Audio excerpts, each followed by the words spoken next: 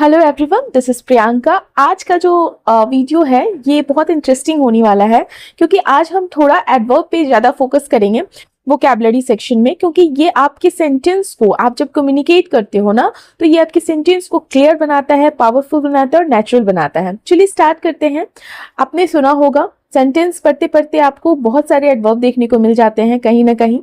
पहला जो एडवर्ब हम आज डिस्कस करेंगे वो है फ्रीक्वेंटली। फ्रीक्वेंटली एक एडवर्ब है, पता है इसका अर्थ होता है अक्सर या बार बार। अक्सर या बार बार मतलब कि हैपनिंग अगेन एंड अगेन। जब कोई काम बार बार और नियमित तौर से, नियमित रूप से होता है तो उसे हम फ्रीक्वेंटली कहते हैं। ठीक है, तो अब अच्छा, कभी ऐसा भी आपको देखने को मिलेगा कि एक ही एडवर्ब जो है एक ही अर्थ है और तीन चार एडवर्ब हैं, दो तीन एडवर्ब हैं जिसके सेम मीनिंग होंगे। तो वो इसलिए होते हैं क्योंकि इंग्लिश जो है ना कई लैंग्वेजेस से बनी होती है, तो हर वर्ड का टोन जो होता है, उसका यूज और लेवल जो होता है वो थोड़ा डिफरेंट होता है। तो इसलिए घबराइएगा नहीं, और जो मैं बता रही हूँ आप उसको बस ध्यान से सुनिए, आपको सब याद हो जाएगा। हम बात कर रहे हैं फ्रीक्वेंटली एडवर्ब की। अर्थ हुआ इसका अक्सर बार बार। अगर हम देखें तो एग्जाम्पल देखते हैं, जैसे I frequently check my phone while studying। I frequently, मैं अक्सर जो है अपना फोन चेक करता हूं पढ़ाई के दौरान। ये भी हो सकता है, या पैसे भी बोल सकते हैं। जैसे अगर आपको बोलना हो कि वो अक्सर अपनी माँ को फोन करती है, वो अक्सर अपनी माँ को फोन करती है, तो ऐसे भी आप बोल सकते हो she frequently calls her mother. Next adverb is definitely. DEFINITELY। Definitely एक एडवर्ब है और इसका अर्थ होता है निश्चित रूप से, या आप कह सकते हो जरूर। ठीक है, निश्चित रूप से। विथ फुल सर्टेनिटी अगर इंग्लिश में बोले तो, या श्योरली मतलब आप ऐसे बोल सकते हो कि जब आप पूरी तरह से पक्की बात कह रहे होते हो, किसी बात को पूरी तरह से कंफर्म करते हो, तो आप यूज करते हो डेफिनेटली। Fine, definitely. जैसे कि I will definitely finish my work today. मैं आज अपना काम पक्का करूंगा, आज मैं अपना काम जरूर करूंगा। या अगर आपको बोलना हो कि वह पार्टी में जरूर आएगी, तो कैसे बोलोगे आप? She will definitely come to the party. तो समझ में आया डेफिनेटली का यूज क्या है? निश्चित रूप से, सर्टेनिटी के साथ, या जरूर, हिंदी में बोले तो जरूर। हमारा अगला वर्ड है, एडवर्ब है ओकेजनली। OCASIONALLY। बहुत लोग डबल एस लगा देते हैं, गलत है। ठीक है, ओकेजनली का अर्थ होता है कभी कभी मतलब used when something happens sometime but not regularly. मतलब कभी कभी होता है, समटाइम होता है, समटाइम होता है बट नॉट रेगुलरली। रेगुलर मतलब क्या होता है? एक सर्टेन इंटरवल ऑफ टाइम। ठीक है, तो यहाँ पे रेगुलर नहीं। तो जब कोई काम कभी कभी होता है, ना बहुत ज्यादा ना बहुत कम, तब हम ओकेजनली एडवर्ब का यूज करते हैं। एग्जाम्पल देखते हैं, I occasionally watch movies on weekends. I occasionally watch movies on weekends. मैं वीकेंड पर कभी कभी फिल्में देखता हूँ, नॉट रेगुलरली। हर वीकेंड को जरूरी नहीं है, लेकिन ऐसा होता है कि वीकेंड में कभी कभी मैं मूवी देखता हूँ। Next one is apparently. Apparently भी इसका अर्थ होता है सुना है या जाहिर तौर पर। सुना है या जाहिर तौर पर, जैसे कि आपको समझ में आएगा, समथिंग सीम्स ट्रू और you have heard it but you are not fully sure. Apparently सुना तो है, जाहिर तौर पर जब आप किसी ऐसी बात को बताते हो जो आपने सुनी है या जो देखने में सच लगती है लेकिन पूरी तरह पक्की नहीं है, तब पूरी तरह से आप सर्टेन नहीं हो, पूरी तरह से आप कंफर्म नहीं हो, तब आप किस वर्ब का यूज करोगे? तब आप करोगे अपेरेंटली वर्ड का यूज। फाइन, जैसे कि he apparently forgot about the meeting. सुना है वह मीटिंग के बारे में भूल गया। ठीक है, आप ऐसे यूज करते हो। अगर मैं बोलूं सुना है वह नए शहर में जा रही है, तो कैसे बोलोगे? She is apparently moving to a new city. Next is consequently मतलब कॉन्सिक्वेंस है ना, कॉन्सिक्वेंस आपने पढ़ा होगा, कॉन्सिक्वेंस परिणाम जो होता है, परिणाम स्वरूप। तो यहाँ पर जो उसी से एडवर्ब यूज हुआ है, कॉन्सिक्वेंटली, परिणाम स्वरूप या इसलिए। इंग्लिश में कहें तो use to show the result of something. Fine. तो जब आप किसी कारण के बाद उसका सीधा स्ट्रेट परिणाम बताते हैं या परिणाम बताया जाता है, रिजल्ट बताया जाता है, तब हम कॉन्सिक्वेंटली का यूज करते हैं। तो जब किसी कारण के बाद, समझ में आया? तो जैसे कि एग्जाम्पल देखते हैं, he did not study, consequently he failed the exam. he did not study, consequently he failed the exam. इसको कैसे हम बोलेंगे? उसने नहीं पढ़ाई की, परिणाम स्वरूप क्या हुआ? वह परीक्षा में फेल हो गया।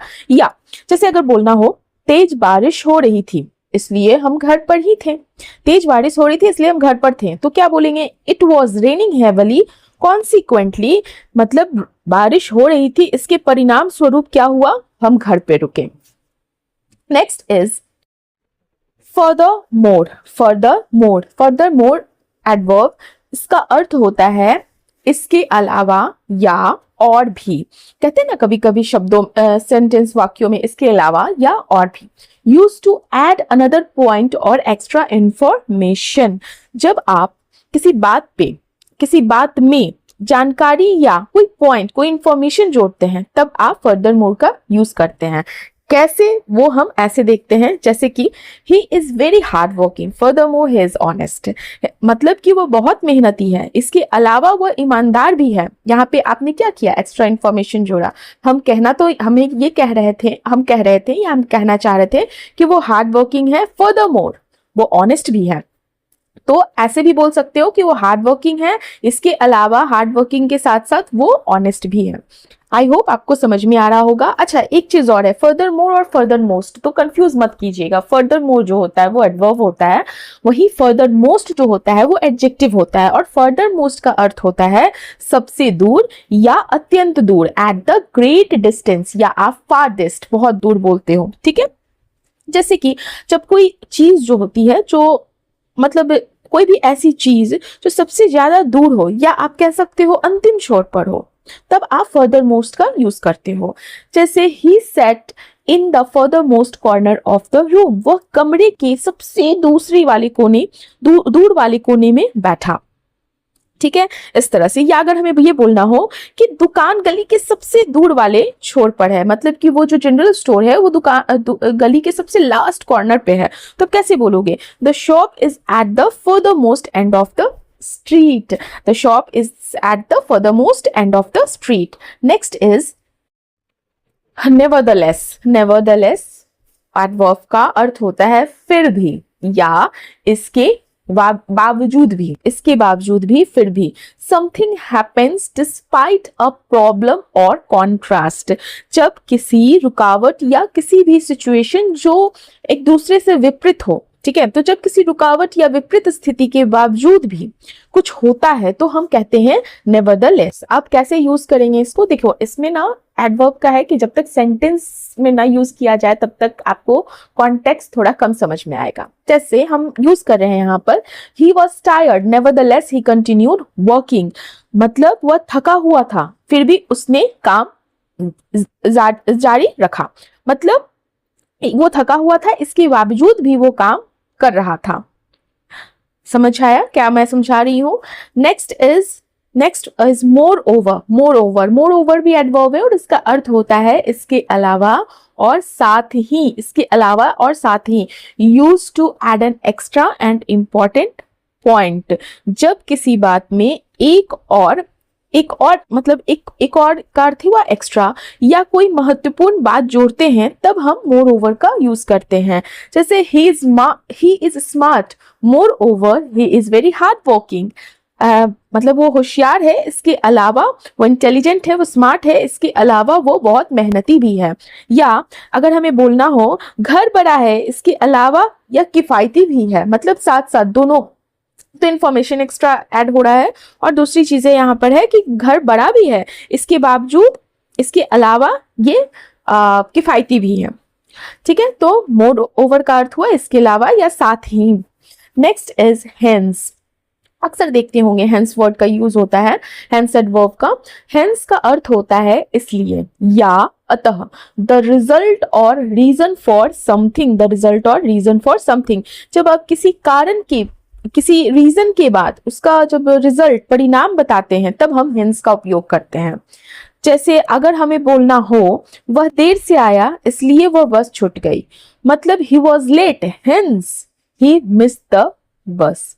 तो वो बस मिस किया क्योंकि वो लेट आया, तो he was late hence he miss the bus. या मैं थका हुआ था इसलिए मैं जल्दी सो गया, तो इसे इंग्लिश में कैसे बोलेंगे? I was tired hence I went to bed early. इस तरह से हम यूज करते हैं। अभी जो हम समझा रहे हैं, अभी जो मैं आप लोगों को समझा रही हूँ वो वर्ड को समझ लीजिए। जब आप न्यूज़पेपर वगैरह पढ़ेंगे ना या कुछ भी पढ़ेंगे और एडवर्ब का यूज होगा तो उस पर ध्यान दीजिएगा, आपको और अच्छे से क्लियर होगा। नेक्स्ट इज दस, THUS, दस। दस एडवर्ब का अर्थ होता है इस प्रकार या इसलिए। दस इस प्रकार या इसलिए। इसमें भी आप बोल सकते हो शो रिजल्ट और कंक्लूजन। मतलब क्या हुआ कि जब आप किसी कारण या परिणाम का निष्कर्ष बताते हैं तो दस का उपयोग करते हैं। अच्छा, एक चीज मैं आपको मैंने पहले भी बताया है कि डिफरेंट दो तीन आपको एडवर्ब मिल जाएंगे जिसका मीनिंग आपको लगेगा सेम सेम, लेकिन मैंने आपको बताया है कि उसकी कहीं पे आपको टोन में डिफरेंस होगा, कहीं लेवल में डिफरेंस होगा, कहीं पे इंटेंसिटी में डिफरेंस होगा। तो ये थोड़ा डिफरेंस होता है और ये चीज जब आप ज्यादा रीडिंग करेंगे ना तब आपको डिफरेंस समझ में आएगा। सो दस का अर्थ हुआ इस प्रकार या इसलिए। ही डिड नॉट प्रैक्टिस दस ही परफॉर्म्ड बैडली। उसने प्रैक्टिस नहीं किया इसलिए वो क्या हुआ, उसका जो परफॉर्मेंस था वो खराब रहा। या सड़क बंद थी इसलिए हमने दूसरा रास्ता लिया। अगर ये बोलना हो तो कैसे बोलेंगे? The road was blocked thus we took another road और route. Fine. Next is indeed. बड़ा मस्त है ये एडवर्ब इंडीड। इंडीड का अर्थ होता है वास्तव में या सच में, बहुत देखने को मिलता है। इंडीड मतलब वास्तव में या सच में। तो यूज टू इम्फेसाइज, किसी चीज पे इम्फेसाइज करना, क्या कहते हैं, उस पर जोर देना। तो use to emphasize that something is true. जब आप किसी बात को जोर देकर सच बताते हैं या किसी बात को कंफर्म पुष्टि करते हैं तो इंडीड का यूज करते हैं। जैसे कि it is indeed a great opportunity, यह वास्तव में एक शानदार अवसर है, ऐसा। या वह सच में बहुत प्रतिभाशाली लड़की है, तो हम कैसे बोलेंगे? She is Indeed very talented. Fine. तो इंडीड का क्या अर्थ हुआ? वास्तव में या सच में। Next one is likewise. Likewise भी एडवर्ब है और इसका अर्थ होता है उसी तरह या इसी प्रकार। उसी तरह या इसी प्रकार। Something is done in the same way और इज सिमिलर, जो सिमिलर होता है लाइकवाइज। जैसे कि अगर जब आप कुछ आपने पहले कहा तो कुछ पहले कही गई बात को जैसे ही कुछ और बताते हैं या वैसे ही जवाब देते हैं तब आप जैसे लाइकवाइज यूज करते हैं या आप सिमिलैरिटीज थोड़ा शो करते हैं। एग्जाम्पल से मैं समझाती हूँ। यहाँ पर मैंने एग्जाम्पल दिया है, she works hard likewise her brother is also very dedicated. मतलब वो मेहनत करती है उसी तरह उसका भाई भी बहुत समर्पित है। तो यहाँ पे मैंने दोनों भाई बहन में क्या कहा कि सिमिलैरिटीज है। एक तो है जो लड़की है, जो बहन है, वो बहुत मेहनत करती है, उसी प्रकार से उसी तरह उसका भाई जो है वो भी बहुत समर्पित है, डेडिकेटेड है। ठीक है। या अगर हमें कहना हो आपसे मिलकर अच्छा लगा तो सामने वाला बोलता है मुझे भी, तो कैसे बोलेगा? Nice to meet you, likewise. Fine. Next is conversely. Conversely adverb है, इसका अर्थ होता है इसके विपरीत या उल्टा। जब आप किसी बात के बिल्कुल उल्टे या बिल्कुल अपोजिट सिचुएशन को बताते हैं तब कन्वर्सली का हम यूज करते हैं, कन्वर्सली एडवर्ब का। द अपोजिट और कॉन्ट्रास्ट। कॉन्ट्रास्ट क्या होता है? अलग, एक दोनों से उल्टा। तो द अपोजिट और द अपोजिट और कॉन्ट्रास्टिंग आइडिया। ठीक है। तो एग्जाम्पल देखते हैं। He likes to stay at home, conversely she loves going out. उसे घर पर रहना पसंद है, इसके विपरीत उसे बाहर जाना पसंद है। मतलब आप ये कह रहे हैं कि आप दो व्यक्ति की बात कर रहे हैं कि एक तो है जो मेल है उसे घर पे रहना पसंद है और उसके विपरीत, उसके उल्टा वो जो फीमेल की बात कर रहे हैं वो उसको बाहर जाना पसंद है। या पैसे कह सकते हैं, कुछ लोग पैसे बचाते हैं, इसके विपरीत कुछ लोग जल्दी खर्च कर देते हैं। तो आप दो तरह की क्वालिटी के बारे में बात कर रहे हो इंसान की। एक ऐसा इंसान जो पैसे बचाते हैं, कुछ लोग पैसे बचाते हैं, और इसके विपरीत कुछ लोग जल्दी खर्च कर देते हैं। तो इसे कैसे बोलोगे आप? Some people save money, conversely others spend it quickly. Fine. Next one is abroad, abroad भी एडवर्ब है, ठीक है। सॉरी, अब्रॉड जो होता है ये वर्ड, ये एडवर्ब होता है, इसका पार्ट्स ऑफ स्पीच। और अब्रॉड का अर्थ तो आप लोग जानते होंगे, विदेश में हम जनरली कहते हैं ना वो अब्रॉड में रहता है, तो विदेश में, इन और टू अनदर कंट्री। तो जब कोई अपने देश से बाहर किसी दूसरे देश में होता है या जाता है तब हम अब्रॉड बोलते हैं। Example, he is studying abroad, वह विदेश में पढ़ाई कर रहा है, या वह अगले साल विदेश जाना चाहती है, तो शी वॉन्ट्स टू ट्रेवल या she wants to go abroad next year. इस तरह से हम यूज करते हैं। Next word is eventually. बहुत मस्त वर्ड है ये, इवेंचुअली। इवेंचुअली एक एडवर्ब है और इसका अर्थ होता है आखिरकार या अंततः। Something happens at the end after some time, eventually. तो जब कोई काम कुछ समय, या कह सकते हो ऐसा कि कोई काम या कई कोशिशों के बाद अंत में होता है, तो उसे आप कहते हैं ना इवेंचुअली हो गया, अंततः हो गया, आखिरकार। सो इस तरह से हम इवेंचुअली वर्ड का यूज करते हैं। जैसे कि after many attempts he eventually pass the exam, मतलब कई कोशिशों के बाद वह आखिरकार अंततः परीक्षा पास कर गया। या हमने कई घंटे इंतजार किया और अंततः वो आ गई, मतलब we waited for hours and she eventually arrive. तो इस तरह से हम वर्ड का यूज करते हैं। Next one is, it's a very fine adverb, बहुत अच्छा वर्ड है ये, perhaps.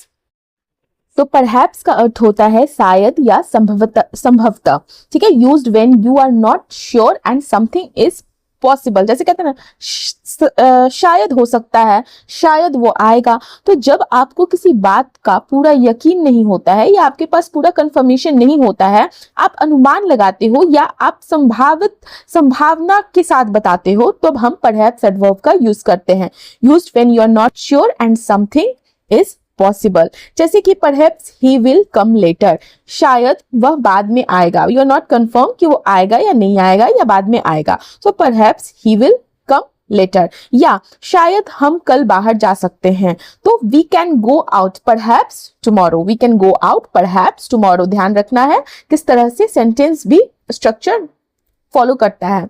So thank you for watching. ये हमारा आज के वीडियो का लास्ट एडवर्ब था। इस तरह के बहुत इंटरेस्टिंग वोकैब सीखने के लिए आप मेरे चैनल को सब्सक्राइब कीजिए। वीडियो पसंद आती है तो लाइक कीजिए।